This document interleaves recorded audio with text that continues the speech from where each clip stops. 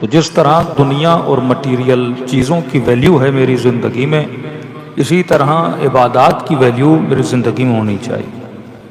کہ آپ پاکستان جب ہم جاتے ہیں تو آپ دیکھتے ہیں کہ 8 سال کے بچے، 10 سال کے بچے بالکل ممبر کے آگے آگے بیٹھتے ہیں۔ یہ ایک تربیت ہوتی ہے بچپن سے کہ آپ کو لگاؤ ہونا چاہیے ذکر محمد اور آل محمد سے۔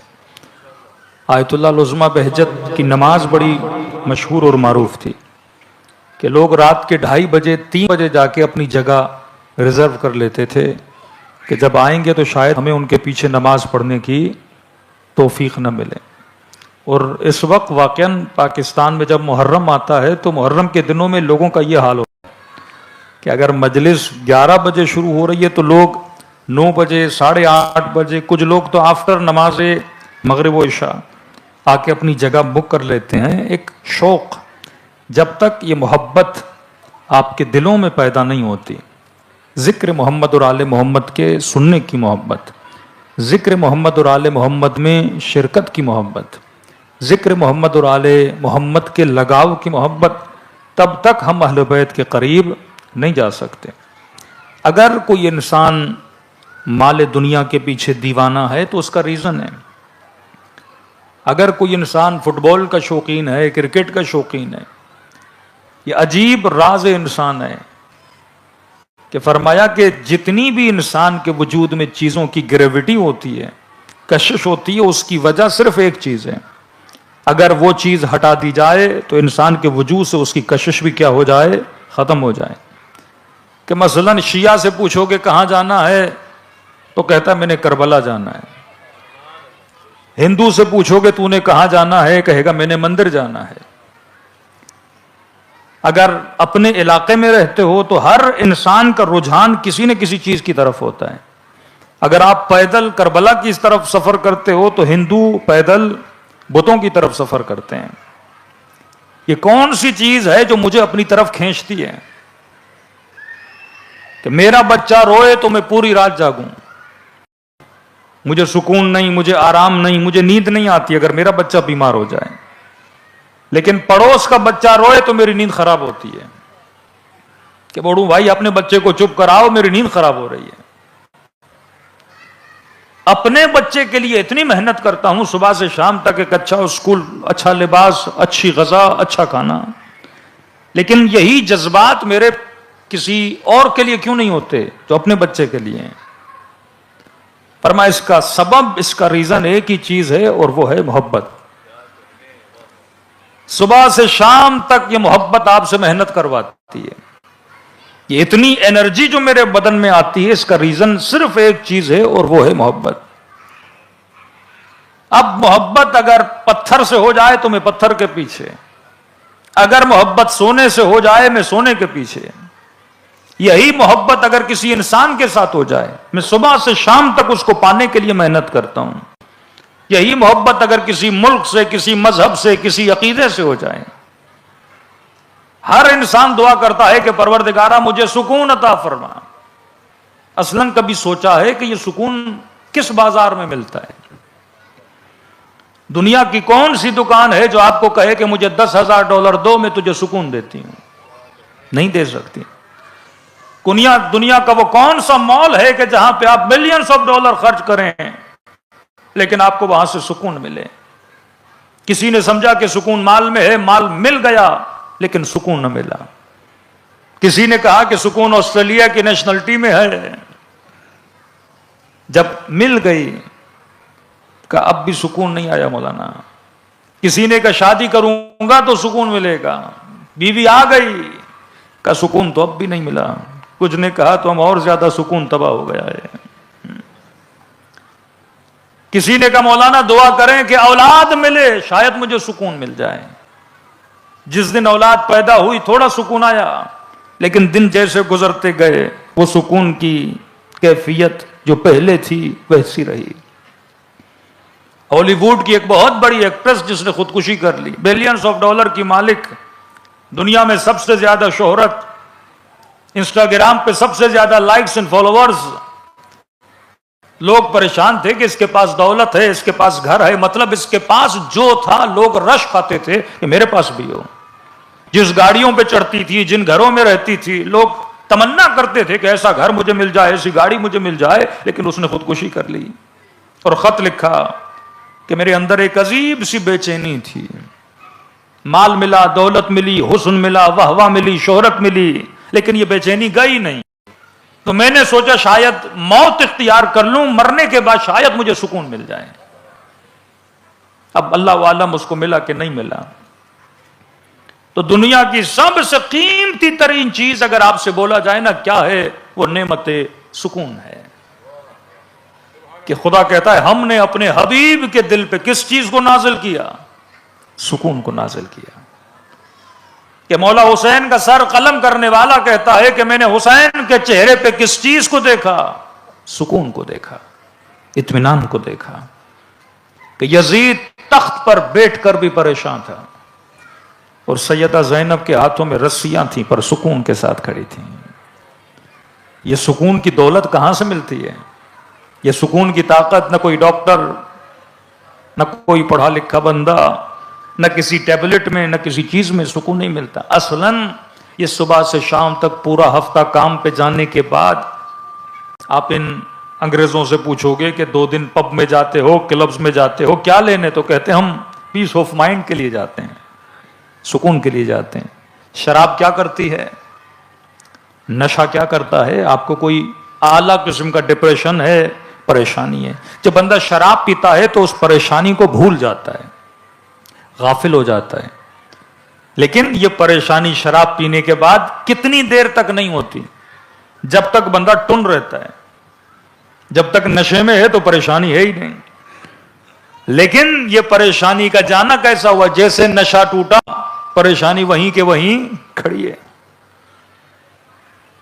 کہ آپ کے سر میں درد ہے، آپ نے گولی کھائی، اس سر درد کی گولی نے آپ کو سن کر دیا، بے حس کر دیا، لیکن جیسے نشہ ٹوٹا درد پھر وہیں کا وہیں واپس آ گیا۔ اللہ کہتا ہے قرآن میں شفا ہے، شفا کا مطلب دردوں کو مٹانے والی کتاب ہے، شفا کا مطلب بیماری کو ختم کرنے والی کتاب ہے۔ دنیا کے ڈاکٹرز آپ کو گولیاں دیتے ہیں درد بھلانے کے لیے، درد مٹانے کے لیے نہیں۔ اسلام کہتا ہے میرا کانسیپٹ ہے درد مٹانے کا، نہ کہ درد بھلانے کا۔ بھلانا غفلت کو کہتے ہیں، کہ آپ کے گھر میں بیوی ہے لیکن آپ غافل ہو کہ میری بیوی نہیں ہے، آپ کی اولاد ہے پر آپ غافل ہو جاؤ کہ میری اولاد نہیں ہے، خدا ہے پر بندہ غافل ہو جائے کہ خدا نہیں ہے۔ میرے غافل ہونے سے چیز دور نہیں ہو جاتی۔ تو مثلا یہ گلاس میرے سامنے ہے لیکن میں غافل ہو جاؤں کہ گلاس ہے ہی نہیں، تو میرے غافل ہونے سے گلاس اپنی جگہ سے تو نہیں ہٹتا، یہ تو وہیں کا وہیں پڑا ہے۔ تو دنیا کی کوئی بھی ایسا بازار نہیں ہے، کوئی بھی ایسی دکان نہیں ہے، کوئی بھی ایسا مال نہیں ہے جو اس دنیا میں آپ کو سکون عطا کرے۔ الا بذکر اللہ تطمئن القلوب، کہ اللہ کے ذکر سے دل مطمئن ہوتے ہیں، دل سکون پاتے ہیں۔ کتنی میٹھی بات ہے کہ اللہ کے ذکر سے دل مطمئن ہوتے ہیں، لیکن جوان نے کہا مولانا اتنا ذکر کیا دل ہو ہی نہیں رہا۔ الصلاۃ تنہی عن الفحشاء والمنکر، نماز فحشاء سے بچاتی ہے، گناہوں سے بچاتی ہے، بدکاریوں سے بچاتی ہے۔ کہ مولانا نماز پڑھ بھی رہے ہیں لیکن پھر بھی گناہ کر رہے ہیں۔ وہ کون سی نماز ہے جو مجھے منکر سے بچائے گی؟ وہ کون سی نماز ہے جو مجھے فحشاء سے بچائے گی؟ وہ کون سا ذکر ہے جو میرے دل کو مطمئن کرے گا؟ تو آپ نے راز سکون کو سمجھنا ہے کہ سکون کس چیز سے ملتا ہے۔ کہ شروع دن سے کہہ رہا ہوں کہ انسان اسی لیے ہے کیونکہ اس کا مقصد ہے، اور مقصد وہ ہو جو تابع عقل ہو۔ اب محبت سے انسان بچ نہیں سکتا۔ کسی نے میرے چوتھے امام زین العابدین علیہ الصلوۃ والسلام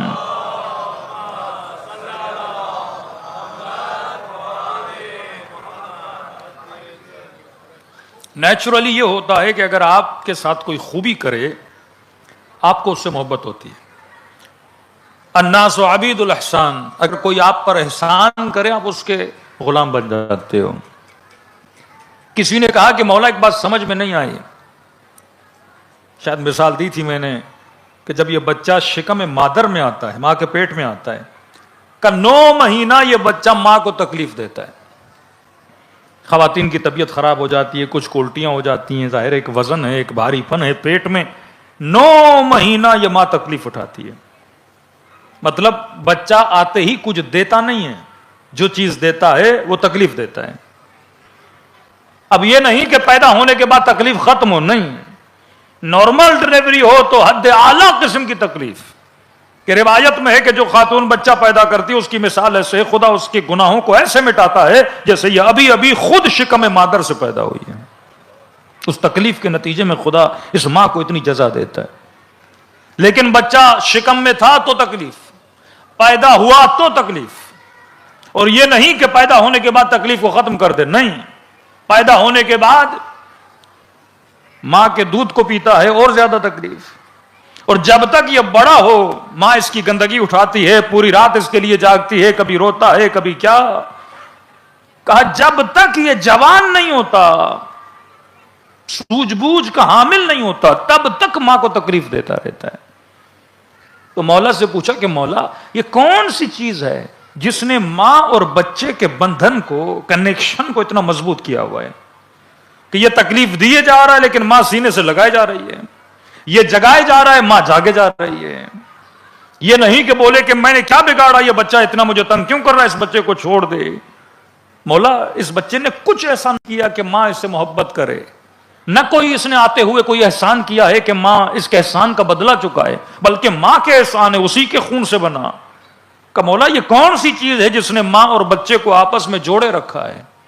مولا فرماتے ہیں یہ کمال نہ ماں کا ہے، یہ کمال نہ بچے کا ہے، چیز کا کمال ہے کہ یہ کمال اس محبت کا ہے جو خدا نے ماں کے دل میں رکھی ہوئی ہے. اور اسی محبت کی وجہ سے جب ماں پہلی مرتبہ بچے کو دیکھتی ہے تو ماں تکلیفوں کو بھول جاتی ہے اور اسے کیا ملتا ہے؟ سکون ملتا ہے. کہا کربلا مومن کی جنت ہے. مولانا سورہ رحمان میں ہم نے پڑھا کہ جنت وہ جہاں باغ و باغات ہوں، ہریالی ہو، ٹھنڈی ہوائیں ہوں، شہد کی نہریں ہوں، دودھ کی نہریں ہوں، غلما ہوں، حوریں ہوں، خادم ہوں. لیکن جب کربلا اترے، شدید گرمی، پیدل سفر طے کیا حرم امام حسین کے لیے، پاؤں میں چھالے پڑ گئے، گھٹنوں کی تکلیف، قدموں کی تکلیف، پسینہ ہی پسینہ. سمجھ نہ آتا پھر کیوں کہتے ہو کہ کربلا مومن کی جنت ہے؟ کون سی دودھ کی نہریں ہیں کربلا میں؟ کون سی شہد کی نہریں ہیں کربلا میں؟ جب تک بندہ کربلا پہنچے پاؤں کتنے تھک جاتے ہیں، چھالے پڑ رہے ہیں لیکن کہہ رہا ہے جنت ہے، پسینہ بہ رہا ہے کہہ رہا ہے جنت ہے، گھٹنوں میں تکلیف ہے کہہ رہا ہے مومن کی جنت ہے. کیا مولانا صحیح کہہ رہے ہیں؟ پاؤں میں چھالے پڑتے ہیں، تکلیفیں آتی ہیں، گھٹنوں میں بل پڑ جاتے ہیں، لیکن قبلہ جب ہم بین الحرمین پہنچتے ہیں اور نگاہ حسین کے روزے پہ پڑتی ہے تو ایسا سکون ملتا ہے جس کی وجہ سے ہم بولتے ہیں کہ کربلا مومن کی کیا ہے؟ جنت ہے. پتا چل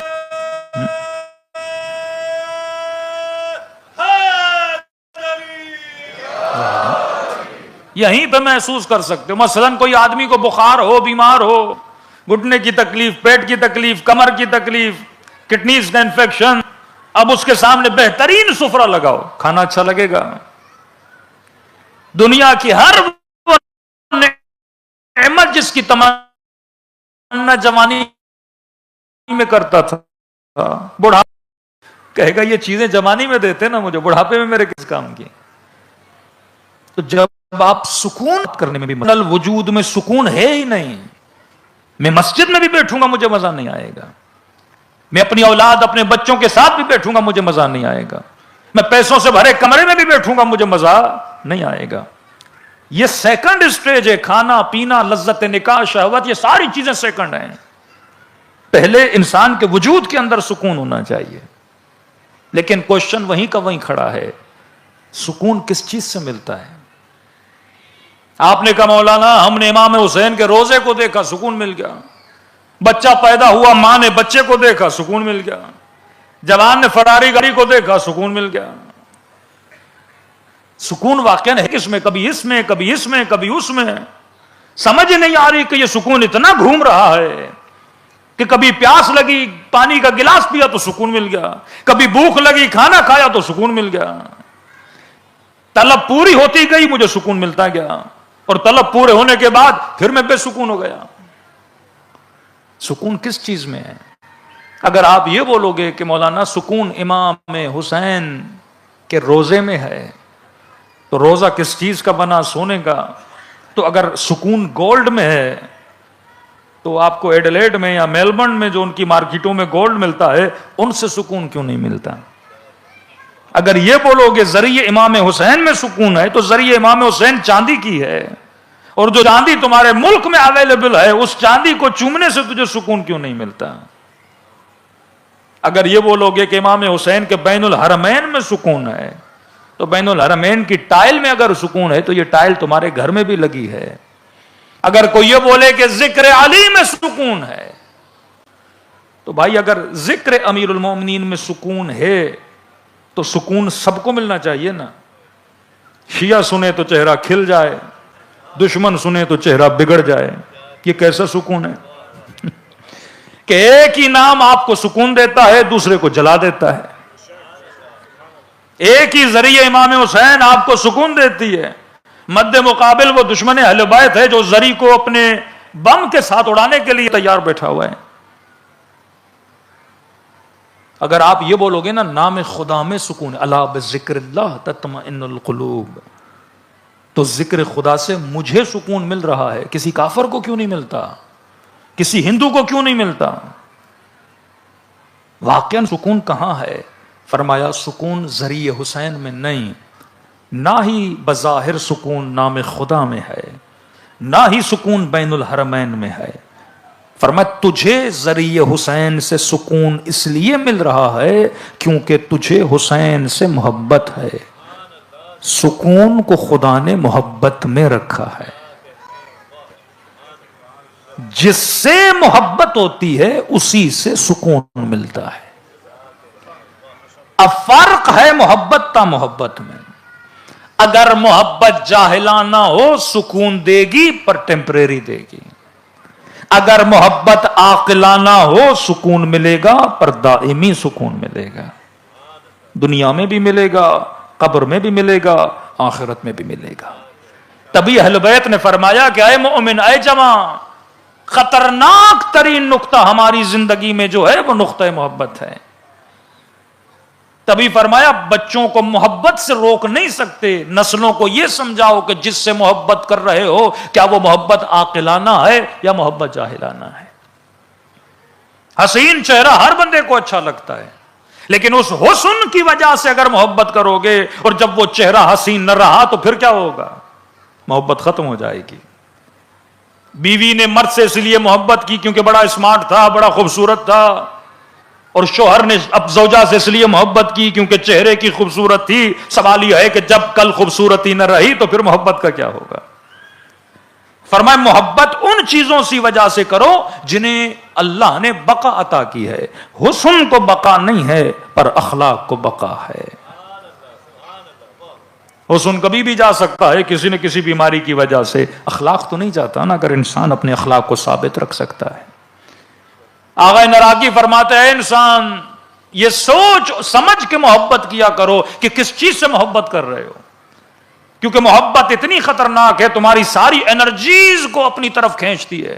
اولاد سے محبت ہے صبح سے شام تک محنت کرو گے، مال سے محبت ہے کمانے کے لیے محنت کرو گے، گاڑی سے محبت ہے حاصل کرنے کے لیے محنت کرو گے، کسی خاتون سے محبت ہے اسے حاصل کرنے کے لیے محنت کرو گے، اور فرمایا پھر تمہارا سارا سکون تمہارا سارا چین اسی میں لگ جاتا ہے۔ جب تک دیکھو نہیں سکون نہیں ملتا، بات نہ کرو سکون نہیں ملتا، چیز کو حاصل نہ کرو سکون نہیں ملتا، کیونکہ محبت میں خدا نے سکون رکھا ہے۔ اب اگر محبت غلط بندے سے تو سکون غلط بندے سے ملے گا، محبت اچھے بندے سے تو سکون اچھے بندے سے ملے گا، لیکن تو نے یہ سوچنا ہے کہ بقا کس محبت میں ہے۔ اگر فنا سے محبت کرو گے تو فنا ہو جاؤ گے، ہمیشہ بے سکون رہو گے، لیکن اگر بقا سے محبت کرو گے تو تمہارے سکون کو بقا مل جائے گی۔ تبھی آغا نراقی فرماتے ہیں کہ دنیا کی کوئی ایسی لذت نہیں ہے جس کی انتہا نجاست نہ ہو۔ پانی پیو گے انتہا نجاست ہے، کھانا کھاؤ گے انتہا نجاست ہے، لذت نکاح لو گے انتہا نجاست ہے۔ فرمایا انسان ایسی لذتوں کا عاشق کیوں بنتے ہو جن کی انتہا نجاست ہے؟ ایسی لذت کے عاشق بنو جس کی ابتدا بھی نور ہو اور انتہا بھی نور ہو۔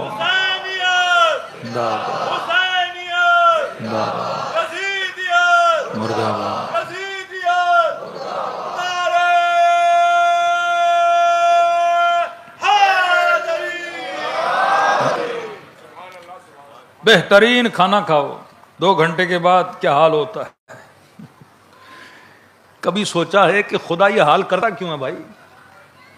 خالق مطلق ہے، کوئی بہتر کنڈیشن بنا دیتا ہمارے کھانے پینے کی۔ گندگی، بدبو، گھن آئے انسان کو، کیوں کرتا ہے؟ ایون یہی انسان جو اتنا خوبصورت ہے، سوٹ پینٹ پہنتا ہے، آج بڑے سے بڑا مولانا مر جائے 2 دن نہیں رکھو گے آپ اس کو گھر پہ، ایسی بدبو آئے گی، فوراً کہو گے جا کے اس کے جسم کو دفنا دو۔ کوئی حکمت تو ہے نا پروردگار عالم کی، یہ دکھانے کے لیے کہ یہ جتنی لذت یہ دنیا ہے یہ ٹیمپریری ہے، بلکہ یہ تمہارا وہم اور تمہارا دھوکہ ہے کہ یہ لذت ہے۔ صرف میں نے لذت اسی لیے رکھی تاکہ تیرے وجود میں شوق پیدا ہو کھانے کا۔ اگر خدا شہوت میں لذت نہ رکھتا میاں بیوی میں الفت نہ ہوتی، اگر خدا کھانے میں لذت نہ رکھتا آپ سفرے تک نہ جاتے، آپ بولتے 2 گھنٹہ بھی کھانا کیوں کھاؤں، $12 پیسے کما لوں۔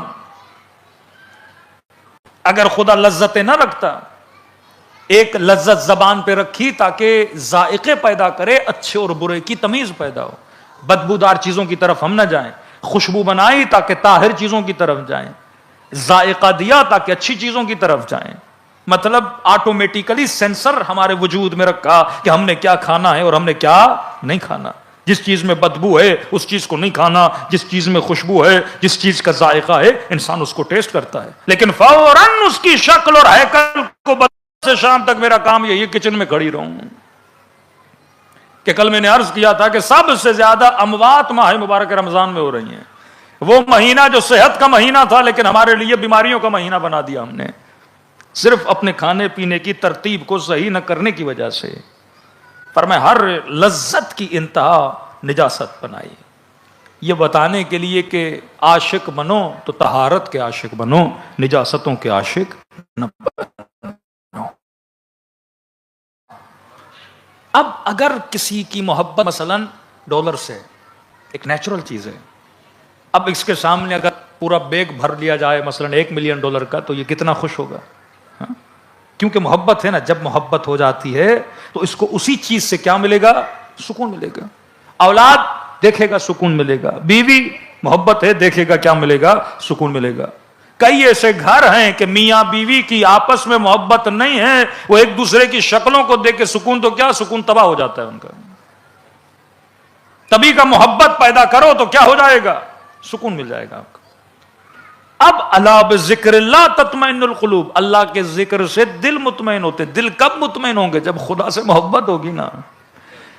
جب مجھے خدا سے محبت ہے ہی نہیں تو نام خدا سے سکون کیسے ملے گا؟ امام حسین کو خدا سے محبت ہے، پوری دعائے عرفہ کھڑے ہو کر میرے امام حسین نے پڑھی ہے۔ جناب کمیل فرماتے جب دعا ختم ہوئی امیر المومنین کی، یہی دعائے کمیل، فرماتے جس مٹی پہ امیر المومنین نے سجدہ کیا تھا پوری مٹی علی کے آنسوؤں سے کیا ہو گئی؟ گلی ہو گئی۔ جناب سیدہ جب نماز میں کھڑی ہوتی تھی ترتعش وجودها، فرمایا اللہ کے جاہ و حشمت کی وجہ سے سیدہ کے وجود کی ہڈی ہڈی اللہ کے حضور میں کانپتی تھی۔ تو جب تک خدا کی محبت میرے وجود میں نہیں ہوگی، محبتوں سے آپ اپنے بچوں کو روک نہیں سکتے۔ بچہ جوان ہوگا آٹومیٹیکلی جن سے مخالف کی طرف اٹریکٹ ہوگا، شادی کرے گا، اس کو پیسہ چاہیے، اس کی ضرورت ہے۔ کہتے ہیں چیزوں کو چاہو ضرورتوں کی بنیاد پر، عشق کی بنیاد پہ نہیں۔ پیسہ کماؤ کیونکہ تیری ضرورت ہے، شادی کرو کیونکہ بیوی کی ضرورت ہے، اولاد پیدا کرو کیونکہ معاشرے میں نیک و صالح نسل کی ضرورت ہے، لیکن عاشق نہ بنا ان چیزوں کا۔ عشق بس کس سے کرنا؟ پروردگار عالم سے کرنا، محمد اور آل محمد سے کرنا۔ کسی خاتون نے کہا مولانا شوہر کی اطاعت کتنی واجب ہے؟ میں نے کہا جب تک واجب ہے تب، جب تک کہ یہ اطاعت اہل بیت اور خدا کی اطاعت کے مقابلے میں نہ آئے۔ اللہ نے کہا حجاب واجب ہے، مثلا کوئی شوہر کہے کہ حجاب سر سے اتارو، اب یہاں پہ شوہر کی سننی ہے اللہ کی سننی ہے؟ فرمایا اللہ کی سننی ہے۔ بیٹے پر باپ کی اطاعت واجب ہے، خدا نہ خواستہ باپ کہے کہ فلاں نشے والی چیز لے کر آؤ، اب یہاں پہ باپ کی سنے یا اللہ کی سنے؟ یہاں پہ اللہ کی سننی ہے۔ اسی طرح مرد پر ہے، بیوی سے محبت کرو، بیوی کی ہر خواہش کو پورا کرو، لیکن وہ خواہش جو اللہ کی مرضی کے مقابلے میں آ جائے اسے پورا کرنے کا حق تجھے نہیں ہے، کیونکہ ہم سب کس کے بندے ہیں؟ خدا کے بندے ہیں۔ جو کچھ کرنا ہے اللہ کی محبت میں کرنا ہے، اللہ کی رضایت میں کرنا ہے۔ اب کئی ایسے مسائل ہیں جو آپ کو ان سوسائٹیز میں پیش آتے ہیں۔ لاسٹ ایئر میلبرن میں کئی خواتین نے کوشچنز کیے کہ مثلا طلاق کا حق خدا نے مرد کو دیا ہے، لیکن اس حق کا اگر مرد غلط فائدہ لے، مثال دے رہا ہوں، وہ بھی غلط ہے۔ ایک حدیث رسول گرامی کی فرماتا، اگر کوئی بیوی شوہر سے بیزار ہے، مثلا تنگ ہے اس کے اخلاق سے، اس کے مثلا کردار سے، رفتار سے، اب طلاق لینا چاہتی ہے لیکن مرد نہیں دے رہا، نہ اس کو رکھ رہا ہے، نہ اپنے اخلاق میں بہتری لا رہا ہے، نہ اس کا خرچہ دے رہا ہے، مطلب کچھ کرنے کے لیے بھی تیار نہیں اور طلاق دینے کے لیے بھی تیار نہیں۔ فرماتے خدا ایسے بندے کی دعا کبھی قبول نہیں کرتا۔ دوسری طرف سیدہ فرماتی ہیں کہ خواتین نے پوچھا کہ بی بی مردوں کا بھی جہاد ہے، مرد میدان میں جاتے ہیں، جنگ لڑتے ہیں، اللہ کی قربانی دیتے ہیں، مقام ملتا ہے شہید کا، اور اتنا بڑا مقام کہ جنت میں شہداء کا الگ ہی مقام ہے، الگ ہی بستی ہے۔ کہ سیدہ ہم عورتوں پر تو جہاد واجب نہیں، ہم تو تلواریں اٹھا کے میدان میں نہیں جاتی، تو کیا ہم اس اجر سے محروم ہیں؟ تو وہاں پہ سیدہ نے فرمایا کہ عورت کا جہاد ہے شوہرداری، یہ عورت کا جہاد ہے۔ اب میں نے کسی خاتون کو کہا، میں نے کہا مرد جب جہاد پہ جاتا ہے تو اسے کیا لگتا ہے؟ کبھی تیر، کبھی تلوار، کبھی بم، پورا جسم کیا ہو جاتا ہے؟ زخمی ہو جاتا ہے۔ میں نے کہا جب سیدہ کہہ رہی ہیں کہ عورت کا جہاد ہے شوہرداری کرنا، اپنے ہسبینڈ کو سنبھالنا، تو میں نے کہا جہاد میں پھر تیر بھی لگتے ہیں، تلواریں بھی لگتی ہیں، تو اگر یہ آپ کا جہاد ہے تو اس میں یہ ہے کہ اپنے شوہر کی بد اخلاقی، بد رفتاری پہ عورت کیا کرے؟ جب سب یہ تیر ہے نا ایک طرح کی، اسے کیا مل رہی ہے؟ تکلیف مل رہی ہے۔ تو ایک خوجے تھے مولانا، میرے گھر میں تو ہر چیز اچھی چل رہی ہے، نہ میں اس کو تیر مارتا ہوں نہ تلوار مارتا ہوں۔ تو کہا پھر یہ شہید ہوگی کہ نہیں ہوگی؟ میں نے کہا بندے خدا، صبر ایمان کا آدھا حصہ، شکر ایمان کا آدھا حصہ۔ بیوی اگر بری ہے تو صبر کرو، ایمان کا آدھا حصہ، بیوی اچھی ہے تو شکر کرو، ایمان کا آدھا حصہ۔ اسی طرح عورت کے لیے اب ضرور نہیں ثواب کو کمانے کے لیے شوہر برا ہو جائے یا بیوی بری ہو جائے، یہ اللہ نے اختیار دیا ہے کہ میں جتنا صبر کر سکتا ہوں صبر کروں، لیکن حق طلاق خدا نے کس کو دیا ہے؟ مرد کو دیا ہے۔ ہم بہت زیادہ زیادتی کر رہا ہے، حقوق کو انجام نہیں دے رہا، تو پھر اپنے مرجع کی طرف رجوع کر کے وکیل کے ذریعے سے انسان خلا کے لیے بھی اقدام کر سکتا ہے۔ لیکن سوال ہوا کہ مولانا ہم نے طلاق تو لے لی اور سرکاری طلاق لے لی، تو میں نے کہا سرکاری طلاق پہلی بات تو شرعی طلاق نہیں ہے، آپ لے تو لیں گے لیکن آپ دوسرا نکاح نہیں کر سکتے جب تک آپ کی شرعی طلاق نہیں۔ کہتے نہیں مسئلہ نکاح کا نہیں ہے مولانا۔ میں نے کس چیز کا مسئلہ ہے؟ کہ یہاں کی سرکار جب طلاق لیتے ہیں تو شوہر کا آدھا حصہ بیوی کو ملتا ہے۔ کہ مولانا وہ آدھا میرے لیے کھانا حلال ہے یا حرام ہے؟ میں نے کہا اس آدھے سے افطاری بھی کرو گی تو حرام ہے، کیونکہ اسلام نے جو ارث و میراث کی چیزیں بتائی ہیں وہ وہی ہیں جو اسلام نے بتائی ہیں۔ اگر مرد راضی ہے اپنے اس مال کو بخشنے پر تو پھر وہ کیا ہے؟ حلال ہے، اگر راضی نہیں ہے تو وہ کیا ہے؟ حرام ہے۔ اسی طرح اگر خاتون نے اپنے پیسوں سے کوئی مال و منال بنایا ہے تو وہ اس کی ملکیت ہے، اس پہ شوہر کا کوئی حق نہیں ہے۔ تو جو انسان خود کماتا ہے وہ اس انسان کی ملکیت ہوتی ہے، لیکن چند چیزوں میں عورتیں ڈیمانڈ کر سکتی ہیں، نفقہ عورت مانگ سکتی ہے، ایون جو دودھ عورت نے اس کے بچے کو پلایا ہے اس کی فیس بھی اپنے شوہر سے لے سکتی ہے۔ اللہ نے جو خواتین کے معاملات رکھے ہیں وہ ابتداء نکاح میں رکھیں کہ آپ نے جتنا حق مہر مانگنا ہے آپ شروع میں مانگیں، کہ کوئی $1,00,000 رکھ سکتا ہے، کوئی 50,000 رکھ سکتا ہے، کوئی 1,000 بھی رکھ سکتا ہے، یہ حق آپ کو شروع میں دیا گیا ہے، اور خدا نے کہا یہ عند المطالبہ ہے، جب چاہو اپنے شوہر سے ڈیمانڈ کر سکتے ہو۔ ایرانیوں میں ایک رواج ہے، الحمدللہ پاکستانیوں میں نہیں ہے، وہاں کی خواتین بہت زیادہ حق مہر رکھ دیتی ہیں، سونے کے 100 تولہ سونا، 200 تولہ سونا، 250 تولہ سونا. تو ہمارے ایک دوست ہے، ان کی شادی ہو رہی تھی، 250 تولہ سونا. میں نے کہا تمہاری اوقات 2 تولے کی نہیں ہے، تو 250 تولہ سونا کہاں سے دے گا؟ تو فارسی میں ایک جملہ کہتے ہیں کھی دادے و کھی گرفتے، کس نے دیا ہے اور کس نے لیا ہے. تو علماء فرماتے ہیں اس نیت سے اگر کوئی نکاح بھی کر رہا ہے، اس کا نکاح کیا ہے؟ باطل ہے. ایرانیوں نے ایک فلم بنائی تھی، اس میں اس نے بیوی کو طلاق پر آ گئے اور بیوی نے حق مہر مانگا، تو وہ بیچارہ سمجھے اس گنجا ہو گیا لیکن حق مہر دے ہی نہیں پا رہا تھا، پریشان ہو گیا. تو اس کو جج نے کہا کہ تمہارا مسئلہ کیا ہے؟ کہا اس نے حق مہر میں رکھا تھا کہ مثلا 5 تولہ سونا، اس نے کہا 5 تولہ تو کچھ بات نہیں آپ دے دو. کہا نہیں، 5 تولہ سونا اور 2 کلو مکھیوں کے پر. وہ بھی اتنی چالاک عورت تھی، اب نئے اس کو 2 کلو پر ملنے تھے، نہ یہ اس کو طلاق دے پا رہا تھا. تو شریعت کا مسئلہ ہے کہ اللہ نے پھر وہی بات انسان کو کیا دی ہے؟ عقل دی ہے کہ حق مہر ڈیمانڈ اتنی ہونی چاہیے جتنا اگلا انسان دے سکے یا دینے کی سکت اس کے اندر ہو. صلوات پڑھے محمد و آل محمد.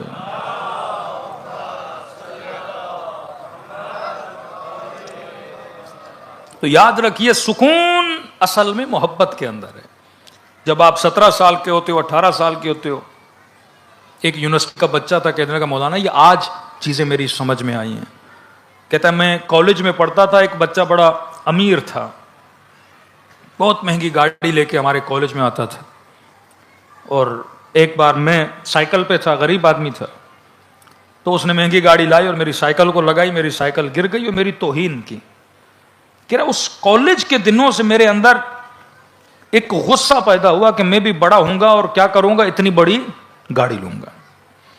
اب کہتا ہے پوری زندگی میں اس گاڑی کو حاصل کرنے کے پیچھے لگ گیا اور اپنی پوری زندگی اس امیری کے پیچھے لگا دی. اور جب وہ لوہا مجھے مل گیا تب میں نے کہا کہ میں کس چیز کے پیچھے لگا ہوا تھا. مطلب اس محبت نے میرے وجود کے سکون اور چین کو کیا کیا ہوا تھا؟ تباہ و برباد کیا ہوا تھا. تبھی اسلام میں ہے کہ شو بازی کرنا، شو آف کرنا حرام ہے، ریاکاری. فرما غریبوں کی بستیوں میں اگر رہتے ہو تو امیروں والے چوچلے نہ کیا کرو. کہ آپ کو پتا ہے کہ میں کیسی سوسائٹی میں رہتا ہوں، وہاں ہر بندے کے پاس یا بائک ہے یا سائیکل ہے یا مثلا لو لیول ماڈل کی گاڑی ہے. اس سوسائٹی میں بندہ جائے اور مثلا پراڈو پہ جائے، لینڈ کروزر پہ جائے. کہا کیوں منع ہے؟ فرمایا کیوں؟ کیونکہ تو غریبوں کے دلوں میں حسرت کو پیدا کرے گا، ان کی زندگی کی ڈائریکشن کو چینج کر دے گا. وہ تمہاری بڑی گاڑی کو دیکھیں گے، حسرت پیدا ہوگی، حسرت محبت پیدا کرے گی اور یہ محبت ان کے سکون کو تباہ کر دے گی کہ ان کے پاس نہیں ہے. کیوں معصوم فرماتے جوان نگاہ حرام سے بچو. متقی آدمی سکون میں ہوتا ہے. فرمایا امیروں کے بڑے گھروں کو دیکھ کر اپنی چھوٹی جھوپڑیوں کو تباہ نہ کیا کرو. امیروں کے ساتھ زیادہ نہ بیٹھا کرو، کیونکہ تمہاری کمائی $1000 میں ہے، لوگوں کے ساتھ بیٹھو گے ملینز اینڈ لاکھوں ڈالرز کی باتیں ہوں گی تو وجود میں کیا پیدا ہوگا؟ حسرت پیدا ہوگی. کئی ینگ بچے آپ نے دیکھے ہوں گے جب ان کی فرینڈ شپ امیروں کے ساتھ ہو جاتی ہے، پھر ویسی گھڑیاں، ویسی واچیں، ویسی انگوٹھیاں اور ویسے تیور، بندہ ہی بگڑ جاتا ہے. 4 دن اس کے ساتھ رہنے میں سمجھتا ہے کہ میں بھی پتا نہیں کیا ہوں، ارب پتی ہوں اور کروڑ پتی ہوں، اور ہمیشہ غصے میں رہتا ہے کہ میرے پاس یہ کیوں نہیں، میرے پاس وہ کیوں نہیں. اس کی زندگی کا سکون تباہ ہو جاتا ہے. میرے چھٹے امام فرماتے ہیں نگاہ حرام تمہارے وجود میں حسرت کو پیدا کرتی ہے. پھر فرماتے ہیں حسرت تمہارے اندر غم کو وجود میں لاتی ہے. کا مولانا بیوی کا موڈ ایک دم اچھا تھا، کسی رشتہ دار کی شادی تھی، ہو کر آ گئی اور ایک دم غصے میں. کوئی شادی پہ بھیجا ہے، خوش ہونا چاہیے کہ فلاں نے سونے کا سیٹ پہنا ہوا تھا، فلاں کو شوہر نے ہیرے کی پتہ نہیں انگوٹھی دی، فلاں کو ڈائمنڈ کا ہار دیا اور میرے پاس کچھ بھی نہیں. دیکھ کے آئے تو کیا پیدا ہوا؟ حسرت پیدا ہوئی. کیوں فرمایا کہ بازاروں میں زیادہ دیر نہ جایا کرو؟ کیا پیدا ہوگا؟ حسرت پیدا ہوگی. جیب میں 1 پائی نہیں لیکن پورا مال گھومے گا، گھر جائے گا منہ لٹکا ہوا، کیونکہ چیزوں کو دیکھا، حسرت پیدا ہوئی، غم لے کے گھر آ گیا. لیکن ایک نے کہا مولانا ہم بڑے تیز ہیں، کہ ہم کیا کرتے ہیں مولانا، جاتے ہیں مال میں ٹرالی بھی ساتھ لیتے ہیں اور جو اچھا لگتا ہے ٹرالی میں ڈال کے اینڈ میں ٹرالی وہیں چھوڑ کے آ جاتے ہیں. کہ وہ حسرت کو بھی پورا کر کے باہر نکل کے آ جاتے ہیں. میں نے کہا حسرت پھر وہیں کی وہیں تو رہی نا، کیونکہ ٹرالی گھر تک نہیں آئی. بندہ جوان ہے، جوانی میں ہر آدمی شادی کرنا چاہتا ہے، سیدھی بات ہے. اب اگر یہ نگاہ حرام میں مبتلا ہوگا، دیکھتا جائے گا حسرت پیدا ہوگی نا، یہ بھی چاہیے، یہ بھی چاہیے، یہ ملنا اس کو کچھ بھی نہیں. یہ صرف دیکھ کے اپنے اندر کیا پیدا کرے گا؟ حسرت پیدا کرے گا. اب کیوں کہا کہ یہ media, T V and cinema یہ انبیاء و شیطان ہیں، شیطان کے نبی ہیں. یہ لوگوں کے دلوں میں کیا پیدا کرتے ہیں؟ حسرت، غم. آج کا جمع بے سکون. پہلے زمانے میں اگر ملتا تھا کہ اکثر مثلا میاں بیویوں کی زندگیاں 70 سال 80 سال، مشہور تھا کہ مثلا شوہر مر گیا مثلا، آج تو پتہ چلتا 6 مہینے کے بعد بیوی بھی چلی گئی. مطلب ان کی محبت کی داستانیں بتائی جاتی تھی کہ اتنا میاں بیوی آپس میں اٹیچ تھے کہ شوہر گیا تو 6 مہینے بیوی چلی گئی. کیونکہ شادیاں کرتے تھے، مطمئن ہوتے تھے. خواتین حجاب میں ہوتی تھیں، گھروں کے اندر ہوتی تھیں. یہ مرد جو جوان ہوتا تھا، اس کی خواہش ہوتی تھی شادی کروں، اسے کوئی لڑکی محلے میں نظر ہی نہیں آتی تھی. اب پہلی مرتبہ کسی لڑکی کو دیکھتا تھا وہ شادی کے بعد دیکھتا تھا.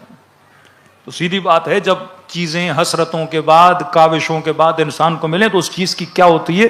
قدر بھی ہوتی ہے. اور متدین خاندانوں میں ہوتا تھا کہ خواتین جب تک کنواری ہوتی تھی تو اپنے ایون آئی بروز بھی نہیں بناتی تھیں. کہتی تھیں کہ شادی کے بعد میک اپ بھی شادی کے بعد، سنگار بھی شادی کے بعد. اور اگر وہ عورت میک اپ کرتی بھی تھی تو شادی کے بعد پہلی مرتبہ اپنے شوہر کے لیے کرتی تھی. تو اگر اس نے اس خاتون کو مثلا منگنی میں یا نامزدی میں جاتے ہوئے دیکھا بھی تھا تو وداؤٹ میک اپ دیکھا تھا، اور پھر جب میک اپ کے ساتھ دیکھتا تھا تو بیوی تھوڑی زیادہ خوبصورت لگتی تھی، تو پہلی نگاہ میں اس کو کیا ہو جاتا تھا؟ محبت ہو جاتی تھی. اب وہی میک اپ جو شادی کے بعد ہوتا ہے، ہر خاتون ڈیلی کر کے روڈ پہ چلتی ہے. اب شادی کے بعد اس مرد کے لیے کیا نیا ہوگا؟ وہ تو ڈیلی دیکھ کے اس کے لیے عادی ہو گیا ہے. دوسرا، فلم انڈسٹری، ڈرامہ انڈسٹری، انہوں نے اور معاشرے کو تباہ برباد کر دیا. وہ خاتون، وہ جوان جو جھوپڑی میں رہتا تھا، کچے گھر میں رہتا تھا، اس نے بڑی شادیاں نہیں دیکھی تھی کہ بنگلوں میں شادیاں کیسے ہوتی ہیں، بڑے بڑے شادی ہالز میں شادیاں کیسے ہوتی ہیں. اس کی سادگی سے رخصتی ہوتی تھی، اللہ کا شکر ادا کرتا تھا، خدا تیرا شکر ہے میری شادی ہو گئی. لیکن اب یہ جھوپڑی میں بیٹھا ہے، جھوپڑی کے اندر ایک ٹی وی ہے اور ٹی وی میں صبح مثلا مارننگ شو چل رہا ہے اور دکھایا جا رہا ہے کہ شادیاں کیسے ہوتی ہیں، بڑی بڑی امیروں کی شادیاں. اب یہ جوان بچی جب دیکھے گی، اس کے وجود میں کیا پیدا ہوگا؟ حسرت پیدا ہوگی کہ میری شادی بھی ایسے ہو. یہ جوان جب دیکھے گا مثلا وہ اتنی بڑی گاڑی میں اس کی انٹری ہو رہی ہے اور یہ ہو رہا ہے اور وہ ہو رہا ہے، اس کے دل میں کیا پیدا ہوگا؟ حسرت پیدا ہوگی. اب جب اس کی سادگی سے شادی ہوگی، اس شادی کو حسرت کے ساتھ کرے گا اور غم کے ساتھ کرے گا. دوسرا، پوری دنیا سے حسن کا کمپٹیشن ہوتا ہے. مطلب 500 خواتین حسن کے مقابلے میں جاتی ہیں، 500 سے 50 کا انتخاب ہوتا ہے، 50 میں سے 5 کا انتخاب ہوتا ہے، پھر ان 5 میں سے مثلا ایک سب سے حسین ہوتی ہے. پھر وہ جو 5 انتخاب کی جاتی ہیں، پھر وہ ماڈل بنتی ہیں، اس کے بعد وہ ایکٹر بنتی ہیں، پھر وہ ڈراموں میں آتی ہیں. اب یہ جوان منہ لٹکائے ڈرامہ دیکھ رہے ہیں. اس کے دل میں اس حسین چہرے کی کیا پیدا ہوئی؟ محبت پیدا ہوئی. اب جب محبت پیدا ہوئی، اب جب رشتے کی تلاش میں نکلا تو اس کا رول ماڈل کون ہے؟ وہی ہے جسے اس نے دیکھا ہے. کہتے آنکھیں ایسی چاہیے، چہرہ ایسا چاہیے. اب انہوں نے بھی جب ڈرامے میں لایا تھا تو 50 میں سے 5 کو چنا تھا. اب اگر ہر جوان اسی چہرے کو رول ماڈل بنا کے جب نکاح کے لیے نکلے گا تو اسے تو ملنا نہیں ہے نا. اور جب نہیں ملے گا اور جب اس کی شادی ہو جائے گی تو اس کا دل اپنی زوجہ کے ساتھ نہیں لگے گا، گھر میں محبت کبھی نہیں ہوگی، کیونکہ اس کے ذہن میں جو حسن کا معیار بنا ہوا ہے وہ اور ہے، جو اسے مل رہا ہے وہ کیا ہے، وہ اور ہے۔ اب فرمایا متدین بنو، نگاہوں کو حرام سے بچاؤ، نہ تیرے اندر تمنا پیدا ہوگی نہ تیرے اندر غم پیدا ہوگا۔ جو اللہ دے گا بندہ اس پہ کیا ہو جائے گا، راضی ہو جائے گا۔ تو اگر خدا کسی چیز کو حرام کر رہا ہے وہ میرے سکون کے لیے کر رہا ہے، اللہ کا کیا جائے؟ تو صبح سے شام تک نگاہ حرام میں مبتلا رہے، نقصان اللہ کا یا میرا؟ بڑی بلڈنگوں کو دیکھنے سے تو بلڈنگوں کا مالک نہیں بنتا، بڑی گاڑیوں کو دیکھنے سے تو ان گاڑیوں کا مالک نہیں بنتا، اچھی شکلوں کو دیکھنے سے ان اچھی شکلوں کو تو پانے کی طاقت اور صلاحیت نہیں رکھتا، ورنہ ہر انسان دیکھنے کے بعد اس چیز کا مالک بن جاتا۔ تبھی فرمایا جو اللہ نے دیا ہے جس دائرے میں ہو وہیں تک اپنی تمنا کو قائم رکھو۔ اردو کا جملہ ہے، فرماتے اپنی تمناؤں کو اتنا بڑھاؤ جتنے تمہارے پاؤں ہیں، اس سے زیادہ اپنی چادر کو نہ بڑھایا کرو۔ مجھے پتا ہے کہ میرے پاس پانی کا ایک ہی گلاس ہے، اتنی تمنا کرو، زیادہ نہ کرو، کیونکہ جب زیادہ نہیں ملے گا تو تیرے وجود میں کیا پیدا ہوگی، حسرت پیدا ہوگی، اور یہ حسرت تمہارے سکون کو کیا کر دے گی، تباہ و برباد کر دے گی۔ پھر یہاں سے اللہ پر اعتماد، اللہ کے قضاء و قدر پر اعتماد اور ایمان اور توکل، دعا کرو، خواہش کرو، محنت کرو، زحمت کرو، نتیجہ کس پہ چھوڑ دو، پروردگار عالم پر چھوڑ دو۔ کئی زندگیاں تباہ و برباد ہو گئیں اسی حسرت کی وجہ سے۔ تو فرمایا سکون خدا نے محبت میں رکھا ہے۔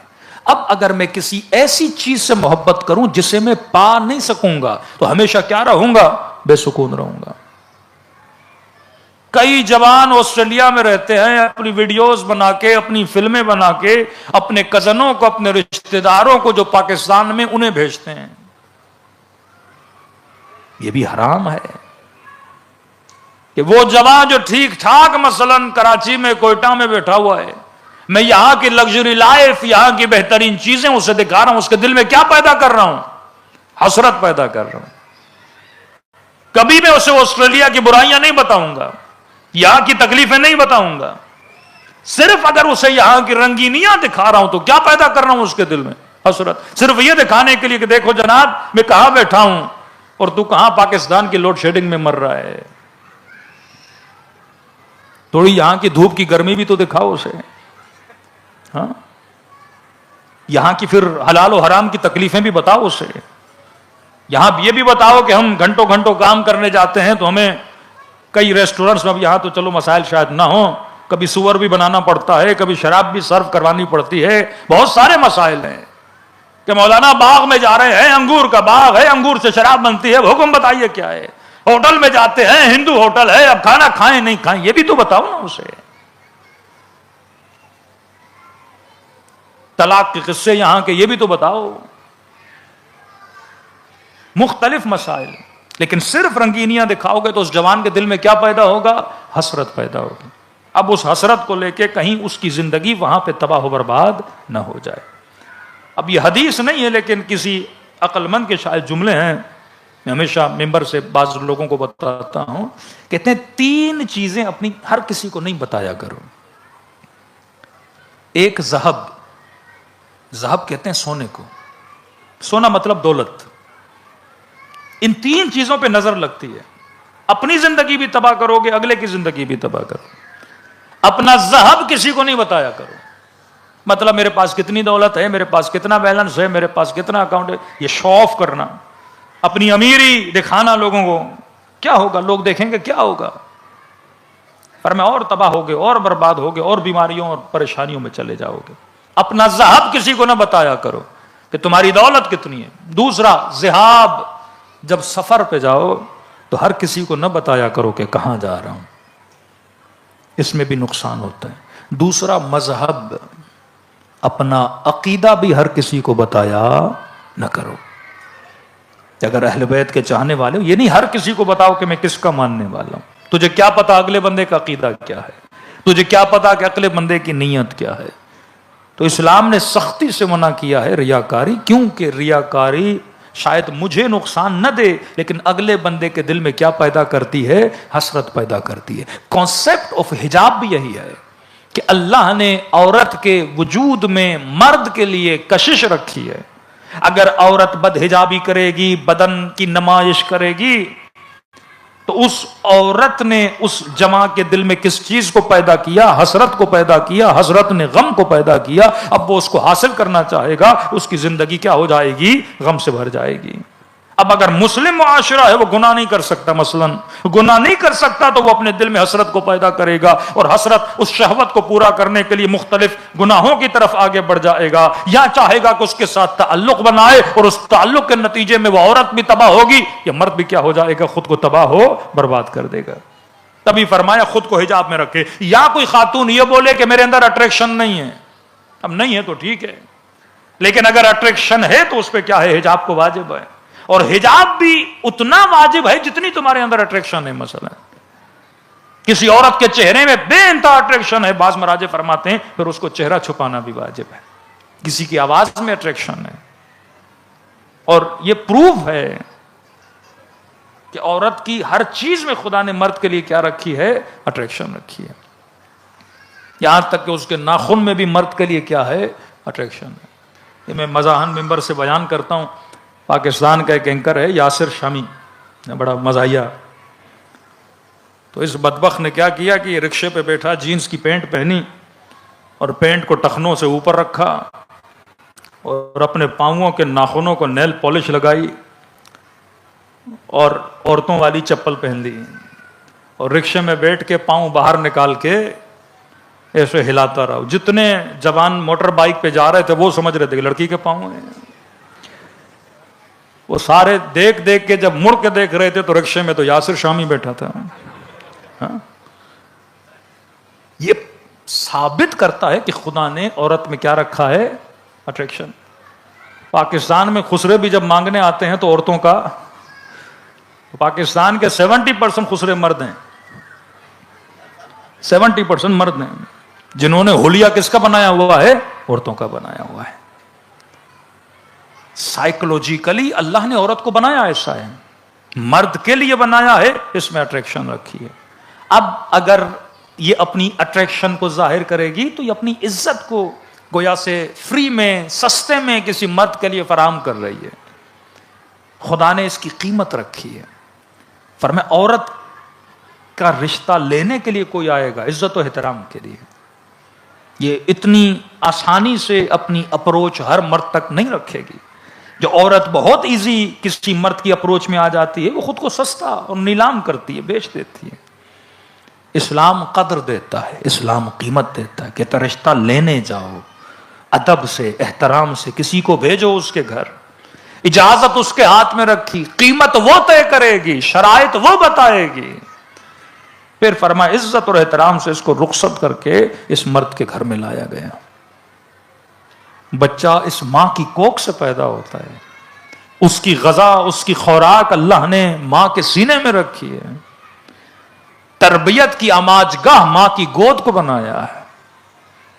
اتنی عزت خدا نے خاتون کو دی ہے. کیوں؟ کیونکہ خاتون ایک بچے کو نہیں بلکہ ایک معاشرے کو تربیت دیتی ہے. یہ پورا معاشرہ ایک عورت بناتی ہے، یہ پوری سوسائٹی ایک عورت بناتی. اور علمان و حلفیظ اگر عورت کردار کی بری ہو، وابن آکلۃ الاکباد اللعین ابن اللعین، تو پھر یزید جیسے بچے معاشرے میں آتے ہیں. خدا بہت سینسٹیو ہے اس کردار کے اعتبار سے، کیونکہ عورت کا کردار اگر برا ہوا تو نسلیں تباہ و برباد ہو جاتی ہیں. اور یہاں پہ آپ محسوس کر سکتے ہیں نسلوں کی تباہی، کہ انسان صرف شکم پر اور نکاح لذت نکاح پہ لگا ہوا ہے. اس کے علاوہ جو لذت خدا نے انسان کے لیے رکھی ہیں، لذت یہ روحانی، اس سے انسان کیا ہے؟ محروم ہے. کرامت انسانی کہ خدا انسان کو جو عزت دینا چاہتا ہے اس عزت سے انسان محروم ہو چکا ہے. صلوات پڑھے محمد و آل محمد.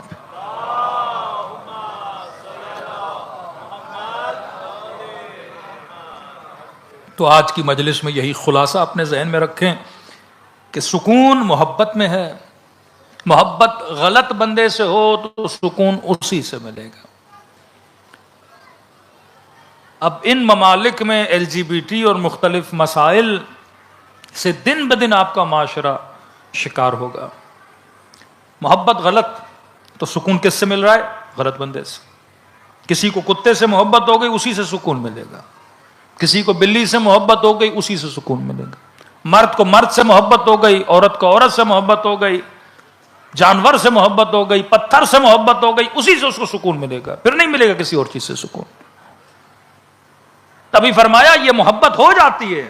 اسلام اس محبت کو سمجھتا ہے، لیکن کہہ رہا اپنی محبت کو عقل کے ترازو میں تولا کرو. کیا تمہاری عقل اس محبت کی اجازت دیتی ہے کہ نہیں؟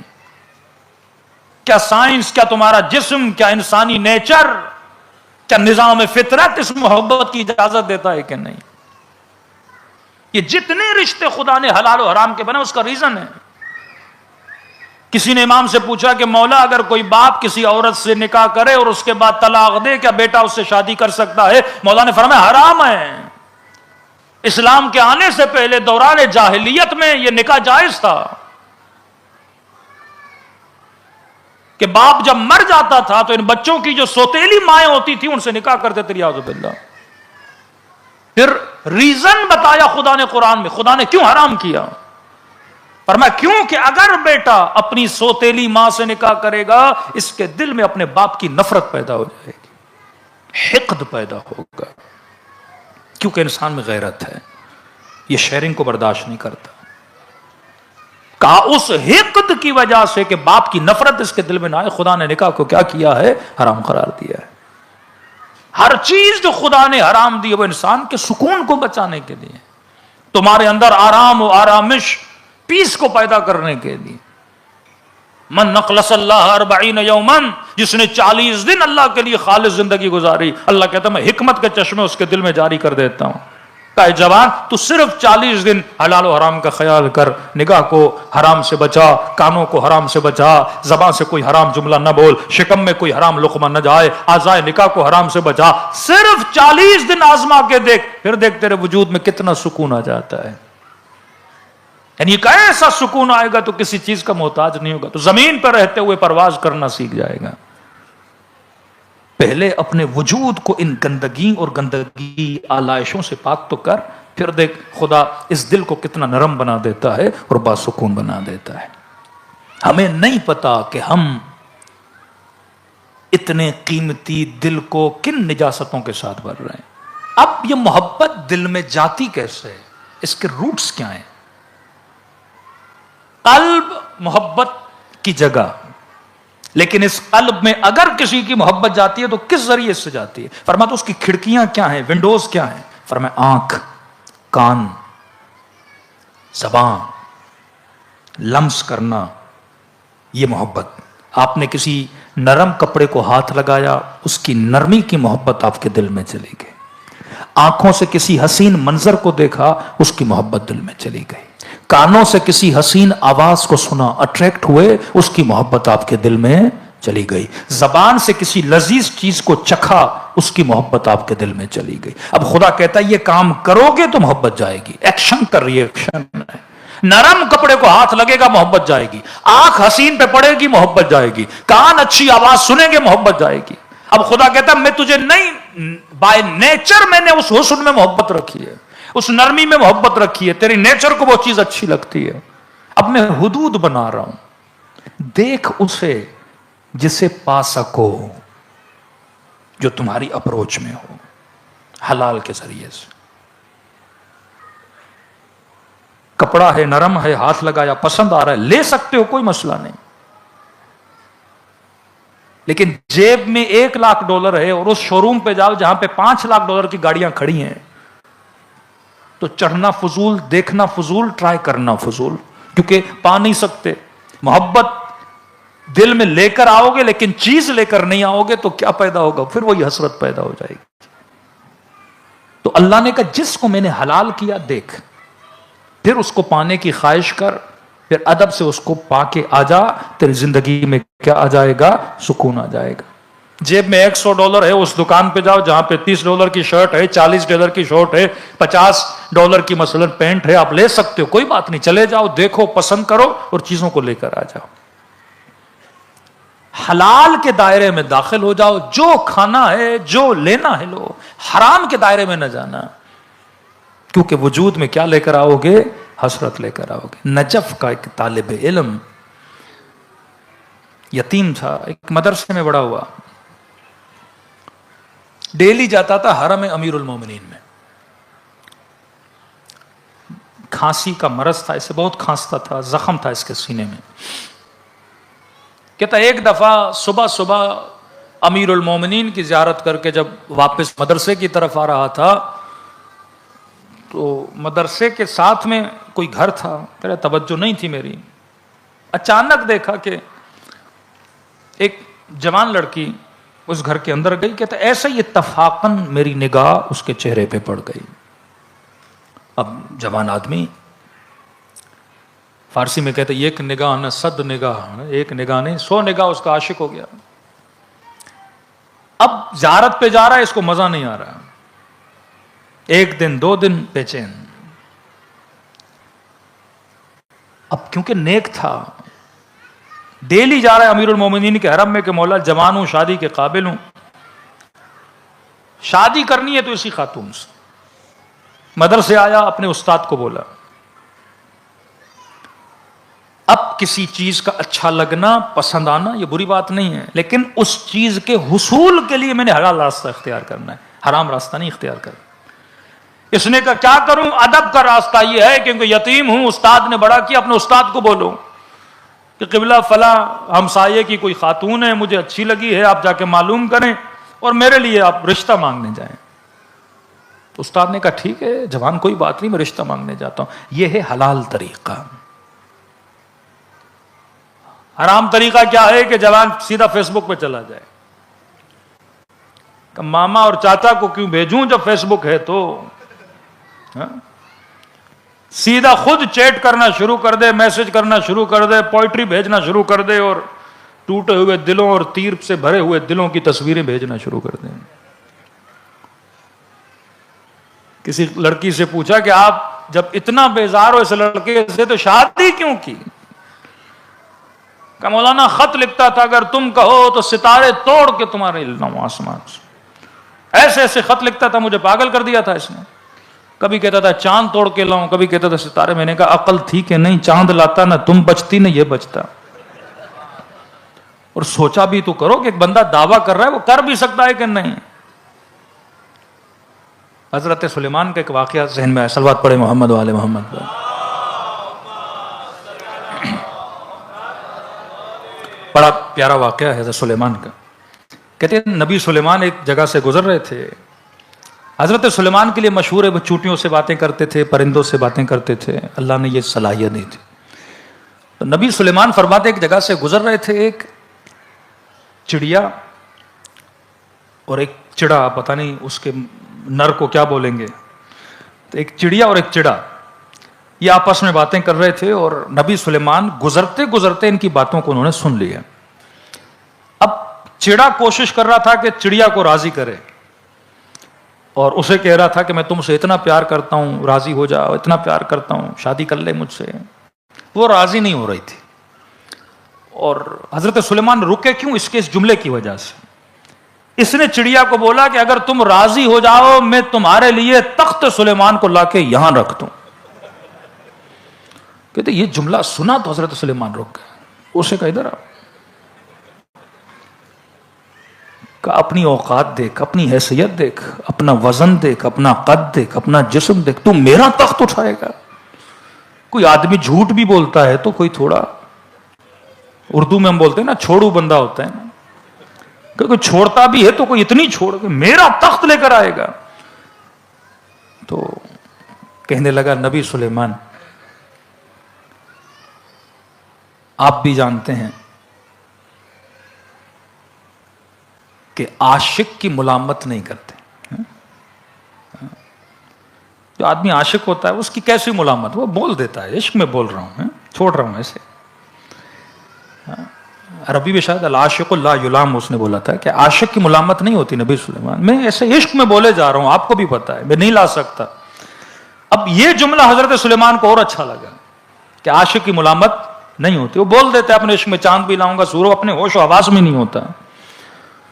تو نبی سلیمان کو اس پہ پیار آیا تو حضرت سلیمان نے چڑیا کو بلایا, کہ جب اتنی چھوڑ بھی رہا ہے تو راضی کیوں نہیں ہوتی؟ جب میرے تخت کو لانے کی باتیں کر رہا ہے تو راضی ہو جا. میرے چھٹے امام فرماتے ہیں چڑیا نے ایک بات کی جس کے بعد سے حضرت سلیمان 3 دن تک روتے رہے. فرمایا نبی سلیمان انہو مقر,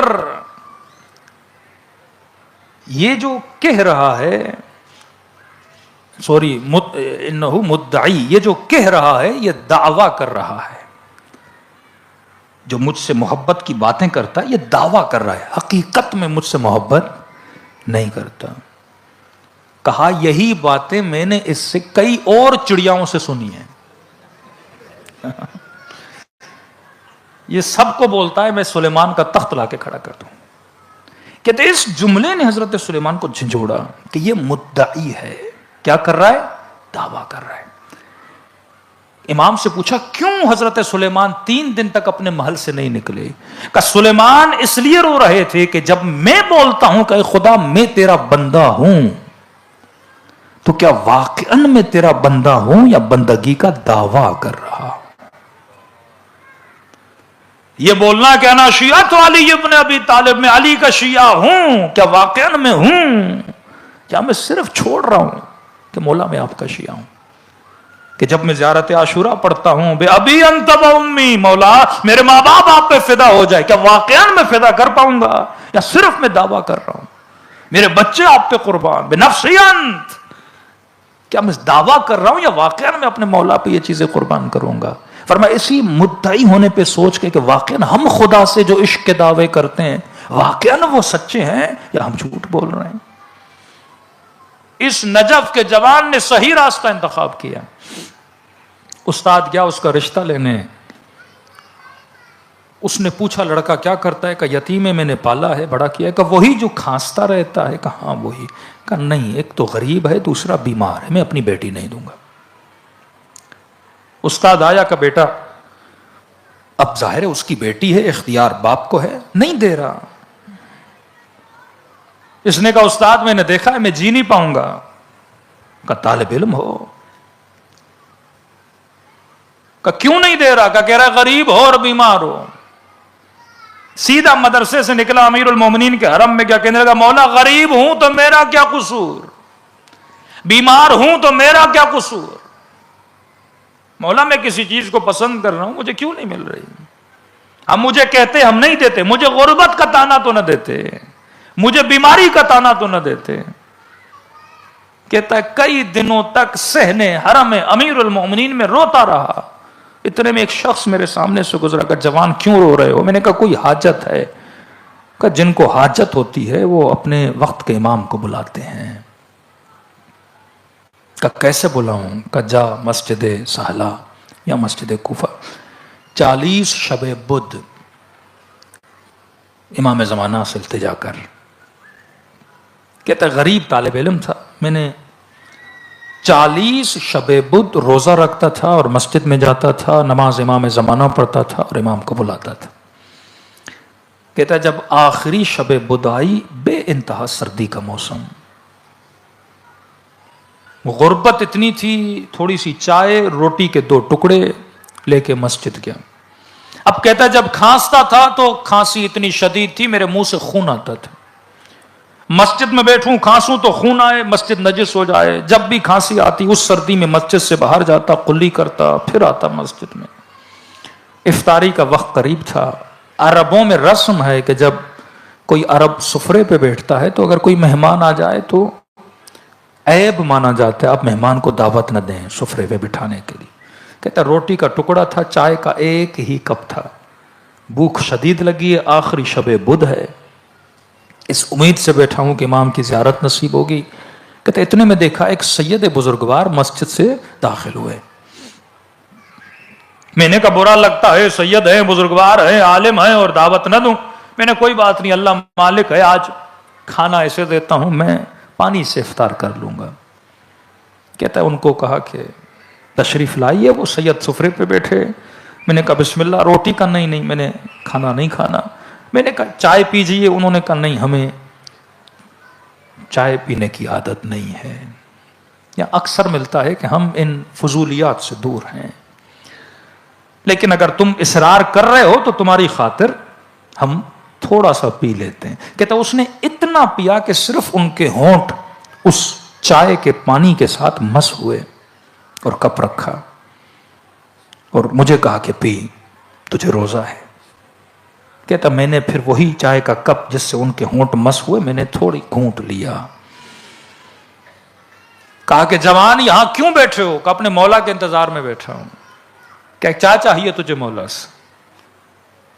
کہا کچھ حاجتیں ہیں۔ تب بتا کون سی حاجتیں ہیں؟ کہا ایک تو غریب ہوں اور کسی نے مجھے غربت کا طعنہ دیا ہے۔ فرمایا امیری تمہارے لیے بہتر نہیں، مصلحت ہے کہ تو غریب رہے، امیر ہوگا تو اہل بیت سے دور ہو جائے گا۔ تیری دوسری خواہش تھی کہ تیری اس لڑکی سے شادی ہو جائے، کہ ہم دعا کرتے ہیں کہ تیری شادی ہو جائے۔ اور تیری تیسری خواہش تھی کہ تو بیمار ہے، تو کھانستا بہت ہے، اللہ نے تجھے شفا دے دی ہے۔ کہ یہ کہہ کر وہ اٹھ کے چلے گئے۔ چند دنوں کے بعد متوجہ ہوا کہ ان کو میری دو اور خواہشوں کا پتہ کیسے چلا۔ وہیں متوجہ ہوا کہیں یہ میرا امام زمانہ تو نہیں تھا۔ کہتا ہے اب جب نظروں سے اوجھل ہوئے اور وہ چہرہ جسے میں نے دیکھا تھا، اتنی مجھے محبت ہو گئی اس چہرے سے کہ وہ جو چہرہ دیکھا تھا اب وہ میں بھول گیا۔ اب کہنے لگا کہ پروردگارا تینوں خواہشیں نہیں چاہیے، بس دوبارہ یہ چہرہ مجھے دکھا دے۔ شدید تھا نا وہ حسن میں، محبت میں۔ اب کہتا ہے دل اس کی طرف راغب ہو گیا۔ میں نے کہا کچھ بھی نہیں چاہیے۔ کہتا ہے سیدھا حرم امیر المومنین میں گیا، اتنا رویا کہ مولا آئے بھی میں نے پہچانا نہیں، میرے ساتھ بیٹھے میں نے پہچانا نہیں، پتا ہوتا ہاتھوں کا بوسہ لیتا، چہرے کا بوسہ لیتا۔ کہتا مولا اپنے ساتھ مجھے لے جائیے۔ کس دنیا کو لے کر بیٹھا تھا، اور امام تھے، امام سے امام کو نہیں مانگا۔ کہتا ہے حرم امیر المومنین سے روتا ہوا واپس آ رہا تھا، میں نے اتنے میں محسوس کیا کہ جوان تیری کھانسی کو کیا ہوا؟ کہتا محسوس کیا کہ مجھے تو کب کی شفا مل گئی، یہ شفا اسی چائے میں تھی جس سے امام نے اپنے ہونٹوں کو مس کیا تھا۔ کہتا اپنے حجرے میں گیا، زار و قطار رونے لگا کہ اللہ دوبارہ زیارت کرا، اللہ دوبارہ زیارت کرا۔ اتنے میں حجرے کے دروازے پہ دستک ہوئی، دروازہ کھولا، ایک بوڑھا شخص میرا نام لیا کہ فلاں، کہاں فلاں؟ کہا کہ تم کھانس نہیں رہے؟ کہا کہ اس امام نے شفا دی ہے جو مریضوں کو شفا دیتا ہے۔ کہا آپ ہیں کون؟ کہا میں اسی بچی کا باپ ہوں جس کا رشتہ تم نے بھیجا تھا، کل اپنے استاد کے ساتھ آنا، میری بیٹی کا رشتہ لے کر جانا۔ میں نے کہا کیا ہوا؟ پہلے جواب دیا، اب خود آئے ہو رشتہ دینے کے لیے؟ اور رو کے کہنے لگا جوان آج کے بعد میری شکایت امام زمانہ کے ساتھ نہ کرنا۔ چیزوں کو اگر حلال کے ذریعے سے انسان حاصل کرنا چاہے، یہ دعا کس لیے ہے؟ دروازے راز و نیاز کس لیے ہے؟ نماز حاجت کس لیے ہے؟ دعائے توسل کس لیے ہے؟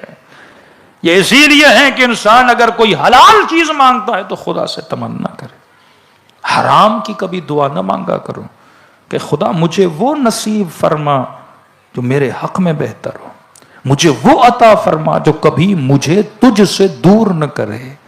کبھی ہم ایسی چیزوں میں مبتلا ہو جاتے ہیں کہ ہم سے خدا چھن جاتا ہے، اہل بیت چھن جاتے ہیں۔ ایسے تھے تاریخ میں جنہوں نے اپنا سب کچھ دیا صرف اس لیے کہ ہمیں حسین مل جائے۔